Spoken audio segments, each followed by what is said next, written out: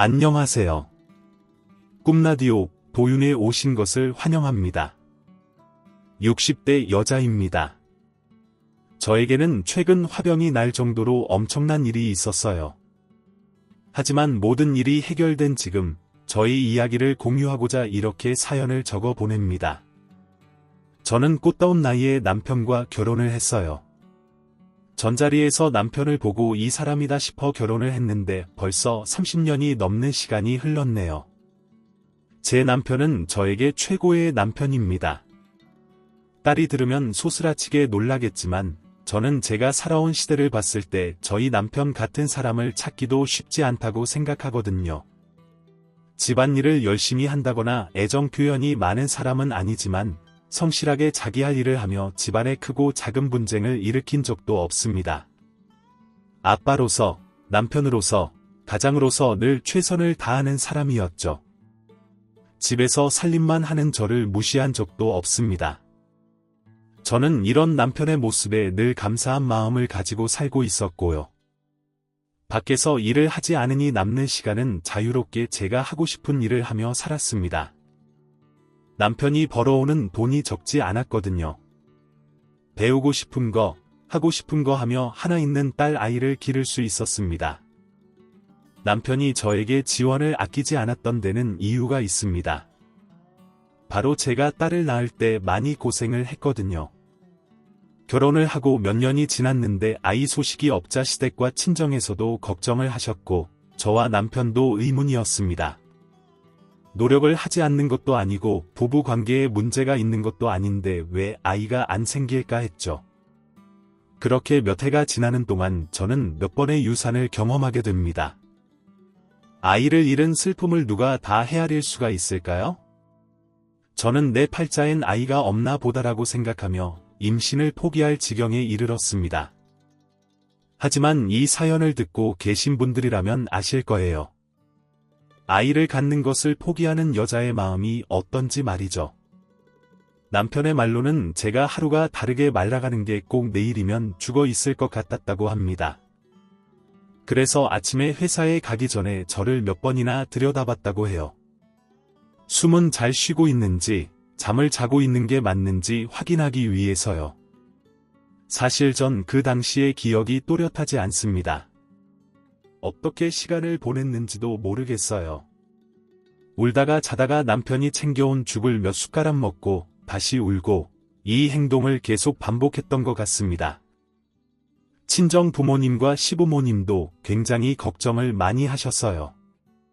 하지만 저를 찾아오는 것도 부담이 될 듯해서 남편을 통해 연락을 주고받는 게 전부였다고 하죠. 아이를 지키지 못했다는 죄책감, 여자로서 아이를 갖지 못한다는 상실감, 이것이 저를 참 많이도 힘들게 했습니다. 그렇게 몇 번의 유산으로 몸과 마음이 많이 지쳐 있을 때 선물 같은 아이가 저희 부부에게 찾아왔습니다. 예쁜 딸이었어요. 제가 몸이 많이 약해서 그런지 아이도 약하게 태어났습니다. 그 아이를 어떻게든 살려보겠다고 마음 졸이고 퇴원한 이후엔 매일 노심초사하며 아이를 길렀죠. 유산으로 힘들어하던 때부터 아이를 낳던 모습, 또 자식을 기르는 모습을 가장 가까이에서 지켜본 남편은 제가 참 안쓰러웠나 봅니다. 남편은 저에게 아이를 기르는 것도 중요하지만 당신 하고 싶은 거 다 하면서 살아라고 신신당부했어요. 남편의 그 말 한마디가 얼마나 고맙던지 하지만 아이를 기르는데 무슨 시간이 있겠어요? 정신도 없는데요. 제가 하고 싶은 걸 다 할 수 있었던 시점은 아이가 건강하게 어느 정도 자랐을 때부터입니다. 저희 딸 윤희가 고등학교에 올라가고서부터는 더 이상 제 손길을 타려고 하지 않더라고요. 서운한 마음이 들긴 했지만 한편으로는 다행이었습니다. 조금만 찬바람 쐬면 기침을 하고 소풍이라도 다녀온 날엔 밤새 끙끙 앓았던 아이가 이젠 친구들과 신나게 놀고 들어와도 생생하게 제잘거리곤 했으니까요. 저는 이런 사실을 겸허히 받아들이고 건강해진 아이를 둔 엄마가 겪어야 할 당연한 일이라고 생각하며 고등학교에 입학한 윤희를 제 품에서 조금씩 놓아주기 시작했습니다. 처음엔 익숙하지 않고 힘들었어요. 조마조마한 마음에 친구와 함께 학교 가는 윤희의 뒤를 따라간 적도 있었죠. 하지만 그것도 얼마 가지 않았습니다. 첫 유산을 겪은 후 20년 만에 저만의 시간이 생겼거든요. 온전히 나에게만 허락되는 시간은 정말 오랜만이었습니다. 그 시간 동안 배우고 싶었던 꽃꽂이도 배우고 영어도 배우고 알찬 시간을 보냈죠. 그렇게 몇 개월이 흘렀을까요? 친정 어머니가 돌아가셨습니다. 갑작스러운 어머니의 죽음에 준비된 게 아무것도 없던 저는 큰 상실감에 빠졌어요. 큰 지병이 있던 것도 아니었는데 그렇게 갑자기 주무시듯 돌아가실 줄이야 상상도 못했으니까요. 왜 진작 찾아보지 못했을까? 나 하고 싶은 거 다 하고 살면서 왜 엄마를 챙기지 않았을까? 또다시 큰 죄책감이 저를 찾아왔죠. 어머니의 장례를 치르고 죄책감에 허우적거리고 있던 저를 건져준 사람은 남편도 딸 윤희도 아닌 바로 시어머니였습니다. 시어머니는 친정어머니의 장례에 오셔서 저를 한참 동안 안아주셨어요. 친정어머니가 안아주는 듯한 느낌에 저는 한참을 안겨 엉엉 울었죠. 아마 그때 제가 토해내듯 말했던 죄책감이 시어머니의 마음에 걸렸었나 봅니다. 시어머니는 제가 좋아하는 음식을 한아름 싸오셔서 밥을 차려주셨어요. 너 제대로 챙겨 먹기는 하니 언제 마지막으로 밥 먹었니? 유이 애비랑 유이만 챙기지 말고 너 몸부터 챙겨야지라고 따뜻한 잔소리를 하시면서 말이죠. 며느리보다 작은 시어머니가 차려준 밥상이라니 지금 생각해도 참 죄송스러운 마음이 드네요. 어머니가 해주신 밥은 정말 맛있었습니다. 시어머니는 사부인이 음식을 그렇게 잘하셨다는데 그만큼은 아니더라도 열심히 만들었으니까 맛있게 먹어라라고 이야기하셨어요. 그 말을 듣자마자 눈물이 왈칵 쏟아져 내렸습니다. 저는 아무 말씀도 하지 않는 시어머니 앞에서 어머니, 저는 저희 엄마한테 너무 미안해요. 왜 살아계실 적에 자주 찾아뵙지도 못하고 도대체 저는 왜 이렇게 나쁜 딸일까요라고 울며 하소연했죠. 제 말을 한참 동안 들으시던 시어머니는 제 등을 쓸어내리시며 너 윤이 태어났을 때 기억나냐고 말문을 여셨습니다.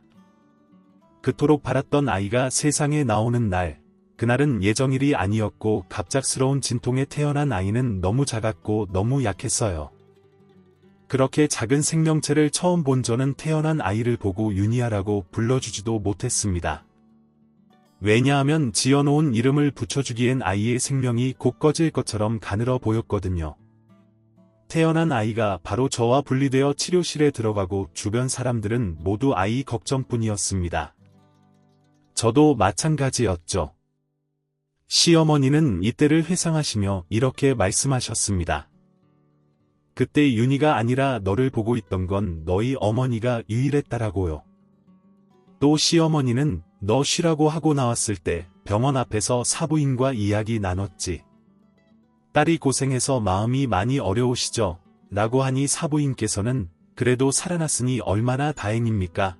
라고 이야기하셨다라는 말을 덧붙이셨습니다. 그리고는 사라졌다는 게 누구를 두고 하는 말이겠냐? 윤희였겠니? 사부인은 네가 살아있어서 다행이라고 생각하셨던 거다. 엄마 마음이 그래. 너도 윤희가 있으니 알 거 아니냐.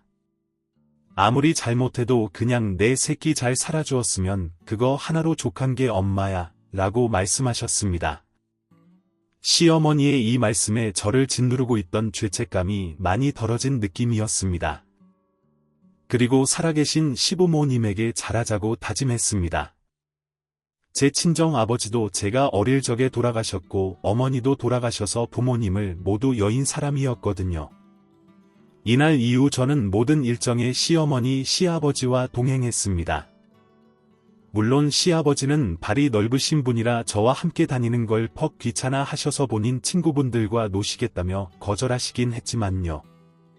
제가 배우던 꽃꽂이, 영어와 같은 수업 외에 수영 같은 운동도 함께하며 시어머니와 저는 친딸 친엄마처럼 가까워져 갔습니다. 이전에도 시어머니가 좋은 분이라고 생각은 했지만 엄마 같다는 생각은 전혀 못했었거든요. 시어머니와 시덥지 않은 농담에도 깔깔거리며 웃을 정도가 됐을 때 갑작스레 시아버지가 쓰러지셨습니다. 시아버지를 병원에 모셨을 때만 해도 금방 회복하고 일어나실 거라고 생각했습니다. 연로하시긴 하지만 사람도 많이 만나시고 꾸준히 운동도 해오신 분이라 연세에 비해 건강하셨거든요. 초조해했던 것도 잠시, 시아버지는 퇴원을 하셨고 함께 마음 졸이셨던 시어머니도 안도의 한숨을 내쉬었습니다. 그렇게 또 평범한 일상을 살다가 다시 시아버지가 쓰러지시고 입원하시게 됐습니다. 이런 상황이 이후에도 여러 번 반복되었어요. 당연히 연로하시니 어쩔 수 없는 거다라고 생각은 했지만 입원과 퇴원의 횟수가 잦아지니 혹시 우리가 보지 못하는 상황에 아버지가 쓰러지시면 어떡하지라는 우려가 되더군요. 하지만 남편의 형제들 중 이런 걱정을 하는 사람은 없었습니다. 남편은 사남매의 둘째입니다. 아들 둘에 딸 둘인 집이죠.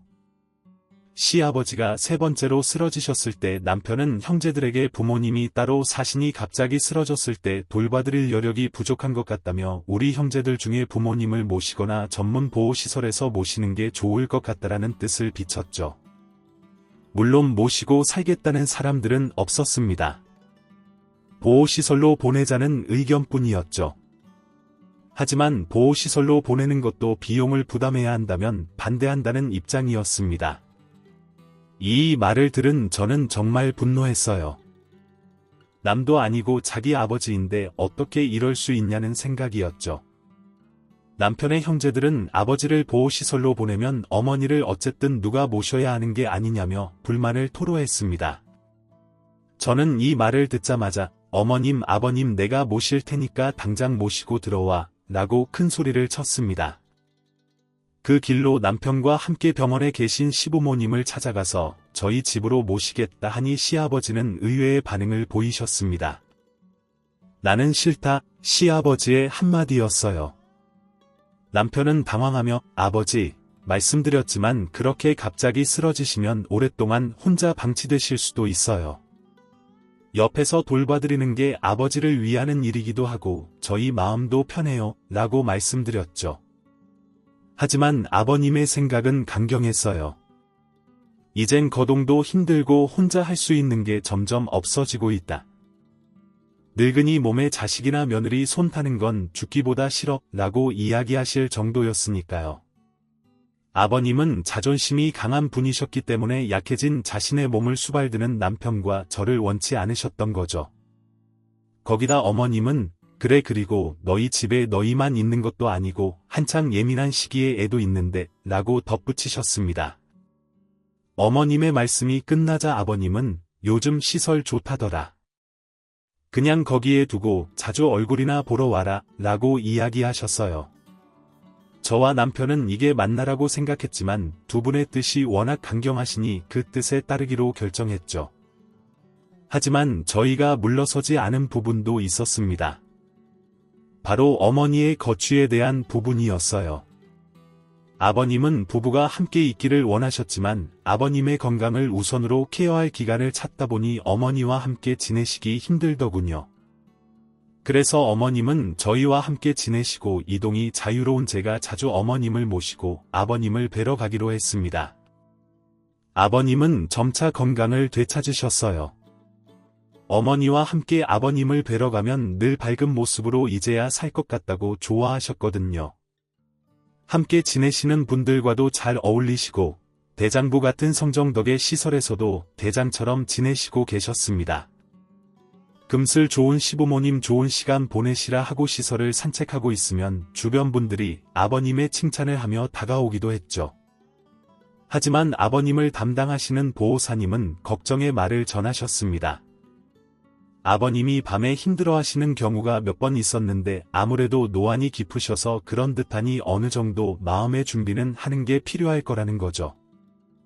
저는 그 말에 괜히 심술이 났어요. 저렇게 정정해 보이는 분을 가지고 마음의 준비 얘기를 하는 게 마음에 들지 않았기 때문입니다. 멋쩍게 웃어넘기고 집에 와서 남편에게 이야기하니 남편은 그 말을 허투루 듣지 않았습니다. 괜한 소리 한다며 면박을 줄 법도 한데 의외로 곰곰이 생각에 잠겼어요. 그러곤 앞으론 매주 주말에도 아버님을 뵈러 가자고 했습니다. 저희 가족은 평일엔 저와 어머님이 함께 아버님을 찾아뵀어요. 남편과 아이가 각자 바쁘기 때문이었죠. 그래서 온 가족이 함께 아버님을 뵈러 가는 건 한 달에 한두 번이었습니다. 나머지 주말은 오롯이 남편과 저, 아이 위주로 돌아갔죠. 평일엔 각자 바빠 얼굴도 제대로 보지 못하는 남편과 아이의 시간도 중요했기 때문입니다. 하지만 남편은 주말에 가끔 아버님을 뵈러 가는 것이 아니라 매주 뵈러 가자고 말했습니다. 안 된다고 할 이유도 없고 딸 윤희도 쉽게 동의했기 때문에 저희 가족은 매주 아버님을 찾아뵙게 되었습니다. 어머님은 말할 것도 없이 좋아하셨지만 아버님은 아니었어요. 저희 가족이 매주 찾아뵙는 것에 비해 다른 남편의 형제들은 두문불출했기 때문이죠. 2주는 아무 말 없이 좋아하시다가 이후엔 다른 형제들의 근황을 물으셨습니다. 저는 그래도 전화로 안부는 여쭤볼 줄 알았는데 그마저도 안 했더군요. 아버님과 어머님에게 들어가는 비용을 함께 부담하지 않는 것은 각자 사정이 다르니 그럴 수 있다고 생각했습니다. 남편의 벌이가 더 좋아져서 그 정도는 충분히 감당할 수 있는 수준이었거든요. 하지만 전화도 하지 않고 얼굴도 찾아뵙지 않는다는 소식에 몸서리가 쳐졌습니다. 어머님과 함께 가서 은근슬쩍 아버님, 큰아들은 자주 연락하죠? 라고 여쭤보면 허 웃으시며 그렇다고 하셨거든요. 아버님은 그저 형제 사이의 분란을 만들고 싶지 않아 그렇다고 말씀하신 거였습니다. 몇 달을 꾹 참고 계시다가 이제야 다른 자식들의 근황을 물으시는 아버님을 보니 가슴이 메였죠. 아버님은 분위기가 어두워지자 내가 젊었을 때 애들 하고 싶은 것도 제대로 못 시켜줘서 그렇지 뭐 라며 애써 웃으셨습니다. 아버님은 젊으셨을 적에 가난한 집에서 태어나 품삯을 받으며 일하셨어요. 그렇다 보니 넉넉하게 자식들을 못 키우신 게 사실이죠. 하지만 성실함과 부지런함으로 대를 이어오던 가난을 극복하신 분입니다. 어릴 때는 힘들게 자랐다고 하더라도 밥 굶지 않고 자식들 모두 학교 나왔으니 아버님은 가장으로서, 아버지로서 최선을 다하셨다고 생각해요. 실제로 지금 남편의 형제들은 대부분 넉넉하게 삽니다. 결혼할 때 집이며 혼수며 남부럽지 않게 해준 것으로 알고 있는데 도대체 뭘 못해주셨다는 건지 이해할 수 없었어요. 아버님의 말씀에 어머님은 곁에서 눈물을 흘리고 계시고 남편은 고개를 숙이고 있는 것을 보며 전 열심히 시부모님과 남편을 위로했습니다. 이후로 몇 번 더 아버님을 뵈러 갔지만 아버님은 더 이상 다른 자식들의 소식을 묻지 않으셨습니다. 따로 연락드리지도 않는다고 하니 아버님이 체념하신 거였죠. 그렇게 아버님을 뵈러 가는 게 자연스러운 일과가 됐을 쯤이었습니다. 어머님과 저만 아버님을 뵈러 간 날 아버님이 저의 손을 꼭 잡으시며 아가가 참 고생 많았다라는 이야기를 하셨어요. 감사한 말씀이었지만 그 말이 너무 어색했습니다. 아버님은 저를 아가라고 부르신 적도 없고 손을 잡아주신 적도 없고 따뜻하게 말씀해 주신 적은 더욱 없었기 때문이죠. 저는 괜히 아버님 평소엔 선자라고 이름 부르시면서 오늘은 무슨 바람이 드신 거예요라고 웃어 넘기려고 했지만 아버님은 저를 잠잠히 쳐다보시며 고생 많았어라고 이야기하실 분이었습니다. 그 모습을 지켜보시던 어머님은 저와 함께 집으로 돌아가시지 않았습니다. 규정상 불가능한 일이었지만 보호사분에게 이 모든 이야기를 하니 이해해 주시더군요. 그동안 단호한 모습만 보여줬던 보호사님이 흔쾌히 승낙하자 저는 불안한 마음이 앞섰어요. 그래서 저도 어머님과 함께 아버님의 옆자리를 지키려고 했죠. 하지만 어머님은 저에게 돌아가라고 하셨습니다. 그렇게 집으로 돌아와 밤을 보내고 나니 소식이 들려왔습니다. 아버님이 돌아가셨다는 소식이었죠. 전날의 이야기를 전해 들었던 남편은 예상했던 부분이라며 담담히 짐을 추스렀고 저희 가족은 곧장 아버님과 어머님이 계신 곳으로 갔습니다. 당직을 섰던 보호사님의 말씀에 따르면 두 분은 밤이 새도록 도란도란 이야기를 하셨다고 해요. 밤엔 복도가 너무 조용하다 보니 안에서 말하는 소리가 웅얼웅얼 들린다고 했죠. 정확한 이야기를 들을 수는 없었지만 두 분이 행복해하고 있다는 것은 확실히 알 수 있었다고 합니다. 이후 말소리가 끊기고 아침 해가 뜨자 어머님이 정갈한 모습으로 나오셔서 남편이 죽었다라고 이야기하셨다고 하죠. 이후 찾아온 남편의 형제들은 들어오면서부터 곡소리였어요. 누가 보면 엄청난 일을 겪었다고 느껴질 정도의 곡소리였죠. 한 번을 찾아오지도 연락을 하지도 않던 사람들의 갑작스러운 행동에 저와 남편 모두가 놀랐습니다. 어머님도 마찬가지셨죠. 아버님의 장례를 치르는 동안에도 별별 일이 다 있었습니다. 도대체 왜 장례식장에서 술을 먹고 그렇게 싸워대는지 도대체 이해를 할 수 없었어요. 그것도 형제들끼리 싸우는 거였죠. 그동안 아버지를 잘 살핀 사람들이라면 모르겠는데 아무것도 안 한 사람들이 어떤 근거로 네가 더 잘했느니, 내가 더 잘했느니 하며 싸우는지 정말 모를 일이었죠. 그렇게 정신없이 장례를 치르고 나니 허탈한 마음이 가득했습니다. 해수로 2년 동안 매일 아버님을 뵈러 갔었는데 더 이상 아버님을 뵈러 갈 수 없다는 사실이 조금 허망하더라고요. 제가 이 정도였는데 어머님은 어떠셨을까요? 60년이 넘는 세월을 아버님 한 분만 보며 살았던 어머님은 점점 야이셨습니다. 마음이 허하실까 해서 모시고 나가보기도 하고 맛있는 걸 대접하기도 했는데 어머님은 점점 빛을 잃어가셨어요. 아침에 눈을 뜨고 잠에 드실 때까지 영감 나 언제 데려가오 하는 말씀만 하셨을 정도니까요. 어머니의 미소를 되찾아드리기 위해 남편과 저 윤희는 많은 노력을 했습니다. 윤희에게는 여전히 고마운 부분입니다. 윤희가 고3일 때 시아버지가 돌아가셨기 때문에 한창 중요한 시기에 많은 관심을 주지 못했거든요. 윤희는 밤늦게 공부하고 돌아오면 늘 할머니를 찾아뵙고 주말에 잠시 쉴 때면 할머니를 모시고 나가 산책을 하기도 했어요. 이건 어머님을 위한 것이기도 했지만 저를 위한 것이기도 했습니다. 평일 내내 어머님을 모시고 있느라 제 시간이 없을 것이라고 생각한 딸 아이의 배려였죠. 사실 윤희는 대학을 다른 지역으로 갔고 대학 졸업 후 미국으로 인턴 생활을 하러 떠났기 때문에 고3 이후로는 어머님과 자주 뵌 적이 없습니다. 윤희 자신도 그것을 알았기 때문에 할머니와 더 시간을 많이 보내려고 노력했다 하더라고요. 남편의 형제들은 간간히 어머님의 안부를 묻긴 했습니다. 하지만 어머님을 걱정해서 안부를 묻는 게 아니라 어머니가 언제쯤 죽나 물어보려고 연락하는 것 같더군요. 어머님이 치매를 진단받으신 이후부터는 그런 연락이 더 심해졌어요. 그래서 남편 형제들의 전화는 잘 받지 않았습니다. 하지만 한편으로는 설마라는 생각이 여전히 있었습니다. 아버님이 돌아가시기까지의 일들을 겪으며 남편 형제들에 대한 기대감이 바닥을 쳤지만 그래도 인간으로서의 양심은 살아있겠지라고 생각한 거였어요. 어느 순간부터 아주버님 부부가 저희 집에 자주 드나드셨습니다. 사실 달갑진 않았지만 치매를 앓고 계신 어머님이 아버님을 가장 많이 닮은 아주버님을 반기셨기 때문에 어쩔 수 없이 집에 들였죠. 달갑지 않게 아주버님 부부를 집 안으로 모시면 두 분은 항상 집에 대한 칭찬을 엄청 많이 하셨어요. 나는 언제 이런 집에 살아보나 우리 엄마 자식 덕에 호강하네 같은 말들이었죠. 그러면서 남편에게는 너 이거 솔직히 아버지가 돌아가시면서 주신 거 아니야, 너 결혼할 때 집 안 받았잖아 라고 말하며 그니까 이거 누구 돈으로 산 거냐고라는 식의 무례한 표현을 서슴지 않았습니다. 남편은 화가 났지만 아주버님을 보고 아이처럼 좋아하시는 어머님 때문에 부인을 사귈 수밖에 없었다고 합니다. 그렇게 아주버님 부부와 자주 왕래를 하게 되었을 때 미국에서 결혼한 윤희의 남편에게서 연락이 왔어요.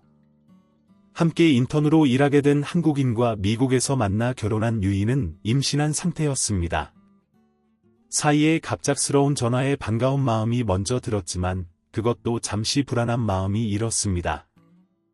불안한 예감은 왜 틀리지 않는지 사위는 윤희가 예정일보다 훨씬 앞서서 아이를 제왕절개로 낳았고 병원에서 회복 중이라는 소식을 알렸습니다. 손주가 태어났다는 기쁨이 먼저가 아니었어요. 제 품에 안겨서 헐떡거리며 숨을 쉬던 유이의 갓난아기 시절이 떠올라 눈물이 멈추지 않았죠.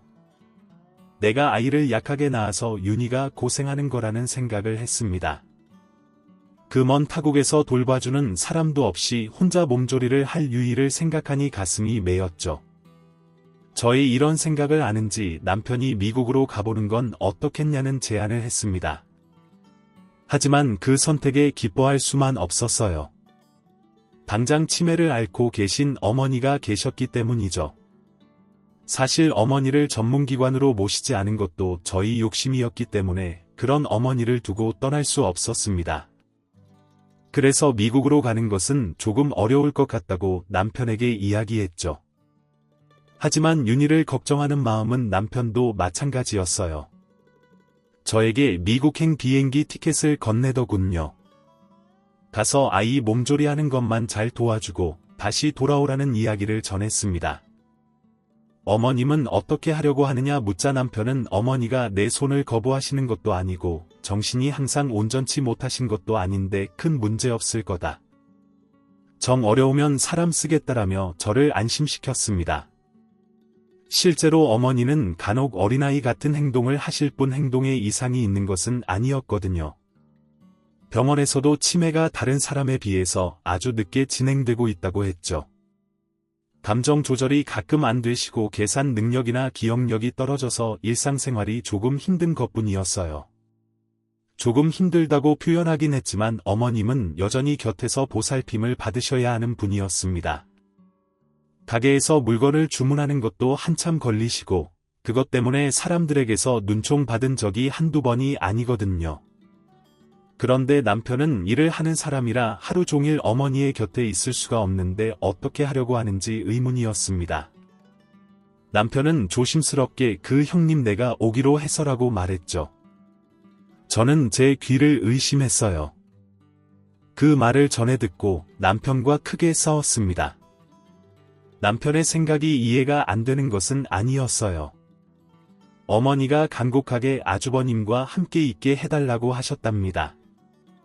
한 번씩 아이처럼 어리광을 강하게 부르실 때가 있는데 그게 바로 지금이었던 거죠. 제가 절대 안 된다고 하자 어머님은 저에게 되게 해줄 때까지 밥도 안 먹을 거야라고 소리치셨습니다. 저는 어머님을 어르고 달래려고 했지만 어머님의 생각은 확고했습니다. 단식투쟁도 불사하시는 어머님의 모습에 제가 진 거죠. 그래서 미국행 티켓을 취소하려고 했지만 그마저도 남편의 만류로 실패하고 미국 딸아이의 집으로 가게 되었습니다. 가기 전 아주버님 부부를 만났는데 두 분은 아무 걱정하지 말고 잘 다녀오라며 저를 안심시키려고 했지만 안심이 될 리가 없었죠. 그래서 저는 매일 남편에게 전화하고 어머님의 상태를 물었습니다. 남편의 말에 따르면 어머님은 아주 잘 지내시는 것으로 보였어요. 건강도 더 좋아지셨고 아주버님과 함께 있다는 사실이 매우 즐거워 보이신다고 말이죠. 아버지와의 연애 시절을 떠올리시는 것 같다라는 게 남편의 생각이었습니다. 딸도 건강을 많이 회복한 듯 보였고 저도 슬슬 한국으로의 귀국을 준비했습니다. 딸을 결혼식 후 처음 본 것이기도 했고 첫 손주의 탄생에 너무 기뻐서 사실 돌아오려고 마음먹기가 쉽지 않았습니다. 하지만 한국에 남아있는 가족들이 있기에 무거운 발걸음을 옮기기로 했죠. 귀국 준비를 하고 있는데 남편의 급한 연락이 왔습니다. 남편이 해외로 급하게 출장을 가게 되었다는 것이죠. 그래서 저는 예정된 날짜보다 더 급하게 딸에게 작별을 고했습니다. 아쉬운 마음을 뒤로 하고 비행기를 타러 갔는데 비행기가 연착되었다는 소식이 들려왔어요. 폭설 때문이었죠. 당장 남편의 출국이 이틀 뒤인데 폭설로 인해 귀국 날짜가 늦어지자 불안한 마음이 들었습니다.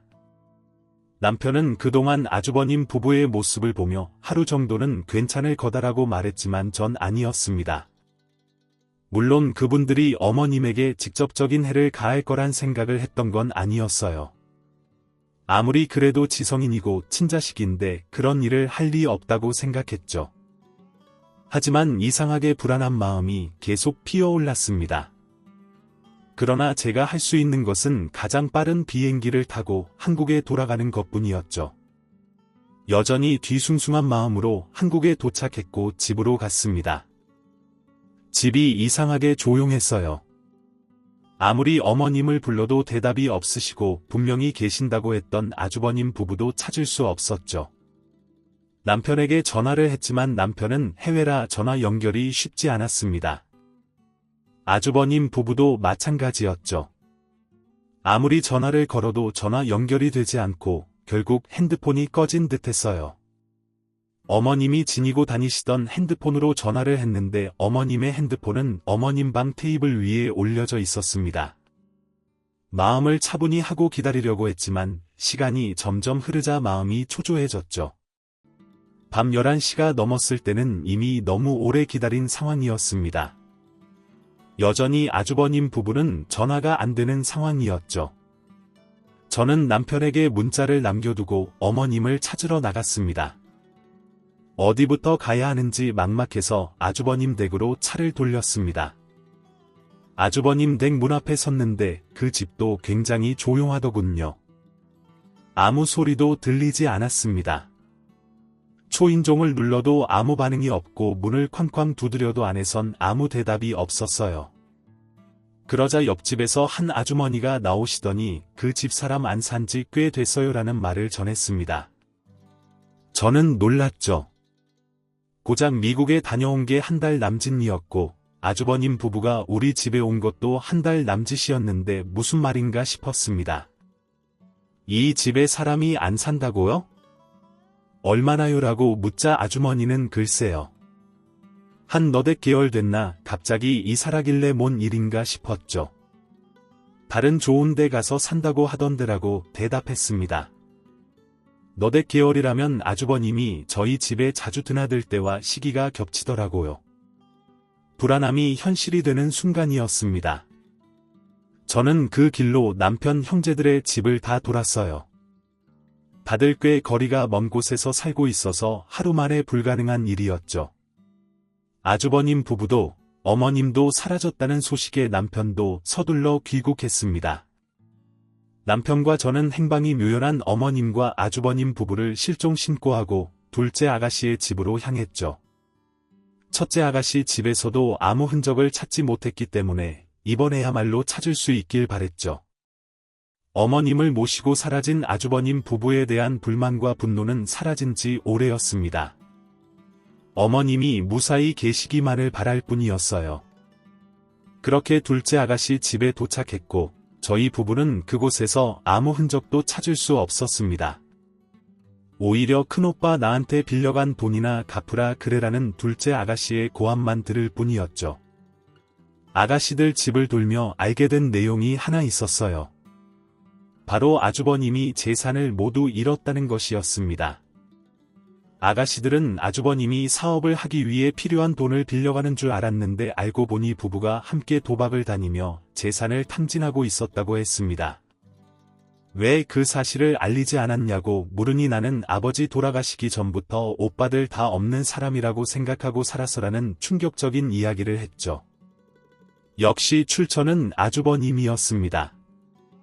남편은 형이 우리 사이를 이간질하려고 그런 거다라고 해명했지만 이미 오해가 깊은 아가씨들은 그 말을 믿어주려 하지 않았습니다. 어느 순간부터 가족들과의 인연을 끄는 아가씨들의 행동이 조금은 이해되는 순간이었죠. 오해를 풀고 싶은 마음이 굴뚝 같았지만 당장 우리 부부에겐 어머님을 찾는 게 가장 중요했기 때문에 아가씨들의 집에서 나설 수밖에 없었습니다. 경찰서를 가보자고 하고 차에 탄 순간 전화가 걸려왔습니다. 아주버님 부부의 위치가 잡힌 거죠. 저와 남편은 아주버님이 있다는 위치로 당장 달려갔습니다.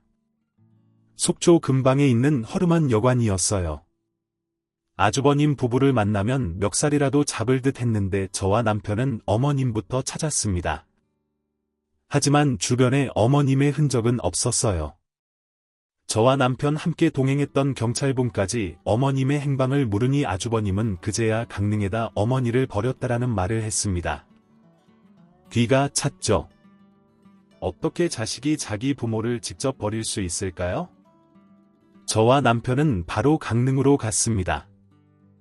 아주버님 부부가 어머니를 마지막으로 봤다는 곳에 갔죠.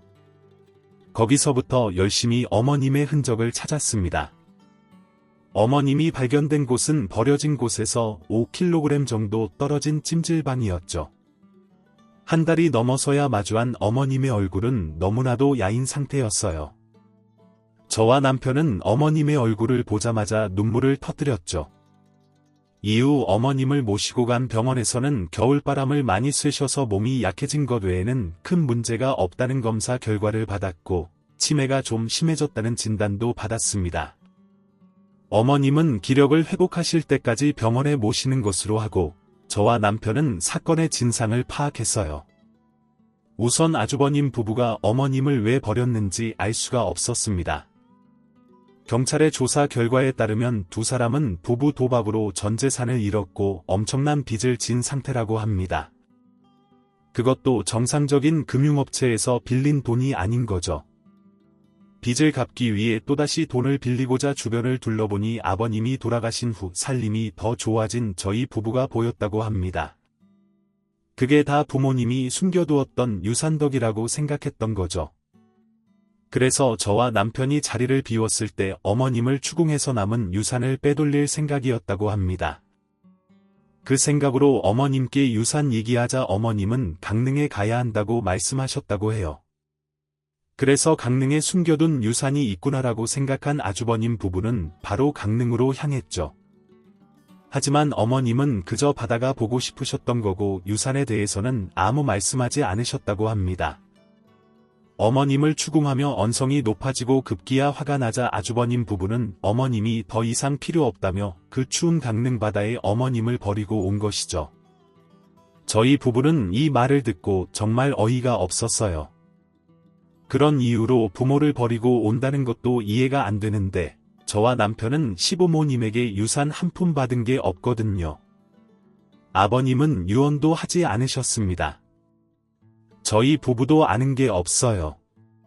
존재도 확실하지 않은 유산을 욕심내서 자신들을 그토록 반기던 어머님을 버린 아주버님 부부의 파렴치한 모습에 치가 떨렸습니다. 어머님은 2주 동안이나 혼자 계셨습니다. 정신이 온전치도 않은 상태로 말이죠. 어떻게 어머님이 2주 동안 잘 계실 수 있었던 건지, 혹시 은인의 도움이 있었던 것은 아닌지 알아보자. 놀라운 사실을 알게 되었습니다. 제가 어머니에게 어머니 혹시 누가 도와준 사람이 있나요? 있으면 꼭 말씀해 주셔야 해요라고 말하자 어머니는 영감이 도와줬지 뭐리라고 대답하셨습니다. 저는 아버님이 그리워서 하시는 말씀이라고 생각했어요. 하지만 그 말 이후 주섬주섬 옷 안으로 손을 넣었다가 빼신 어머님의 손에 금반지가 들려 있었습니다. 이게 다 뭐냐고 제가 놀라워하자 어머님은 해맑게 웃으시며 영감이 생일이라고 줬어라고 얘기하셨죠. 알고 보니 아버님은 어머님의 생신이면 늘 금 한 돈으로 반지를 해주셨던 것입니다. 어머님은 그 반지를 전대에 넣어 늘 몸 가까이 지니고 계셨던 거였어요. 딱 한 번 어머님의 목욕을 도와드리다가 본 전대에 그런 물건들이 있을 거라고 생각하지 못했습니다. 어머님이 딱 잘라 절대 열어보지 말라고 하셨거든요. 어쨌든 어머님은 그 반지를 팔아서 2주 동안 혼자 지내실 수 있었던 겁니다. 하지만 돈이 있었다고 해도 치매를 앓고 있는 노인이 혼자 지내기 얼마나 어려웠을까요? 주변 사람들의 타박에 얼마나 속상하셨을까요? 아직도 그 모습만 생각하면 마음이 아픕니다. 이후 아주버님 부부는 존속 유기죄로 처벌받게 되었습니다.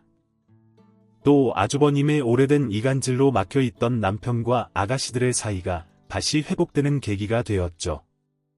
모든 게 거짓이라는 것도 모르고 아버지 인종도 못 받으렸다며 엉엉 우는 아가씨들에게 남편은 내가 먼저 대화를 하려 했어야 했는데 그러지 못해서 미안하다고 위로를 건넸습니다. 어머님은 그날 이후 치매가 심해지셔서 더 이상 집안에서 돌봐드리기 힘든 지경에 이르렀어요. 그래서 보호시설로 어머니를 모시게 됐습니다. 그래도 다행이라는 점은 아가씨들도 돈을 모아 유양비에 보태고 있고 자주 찾아뵙고 있다는 것이죠. 어머님을 다시 찾고 일상을 회복한 듯 했는데 더 놀라운 일이 벌어졌습니다. 아버님의 유산이 실제로 있었던 것이죠. 아버님의 재산의 흔적은 어머니가 예전에 차고 계셨던 전대 안에서 발견되었습니다. 어머님을 보호시설에 모셔다 드리고 어머님 방을 청소하고 있는데 그 안에서 발견된 것입니다. 변호사의 공증까지 받아둔 문서를 들고 변호사 사무실에 찾아가니 생각했던 것보다 더 큰 금액의 유산이 있었습니다. 일전에 아버님이 사두신 땅이 굉장히 가치가 높아지며 큰 돈을 벌게 되신 거였다고 하죠. 이 사실을 아가씨들에게 알리니 아가씨들은 우물쭈물하며 자신들은 그것을 받을 자격이 없다고 상속을 포기했습니다. 남편과 저는 아가씨들의 뜻을 존중하긴 했지만 오해가 있었던 만큼 아버님의 유산을 공평하게 분배해야 한다고 생각하고 있죠. 딸아이도 몸을 완전히 회복해서 육아와 직장일에 전념하고 있다고 합니다. 이제 아가씨들도 어머님을 잘 돌보게 되었으니 당분간 미국에 가서 예쁜 손녀의 재롱을 보며 시간을 보내고자 합니다. 남편도 퇴직을 앞두고 있어 앞으로 남편과 보낼 시간들이 기대가 되네요. 저희 사연은 여기까지입니다. 제 사연을 들어주신 모든 분들에게도 가정의 평화가 있길 바라며 오늘도 건강하세요. 감사합니다. 지금까지 사연 들어주셔서 감사합니다. 사연이 재미있으셨다면 구독과 좋아요를 눌러주세요. 감사합니다. 안녕히 계세요.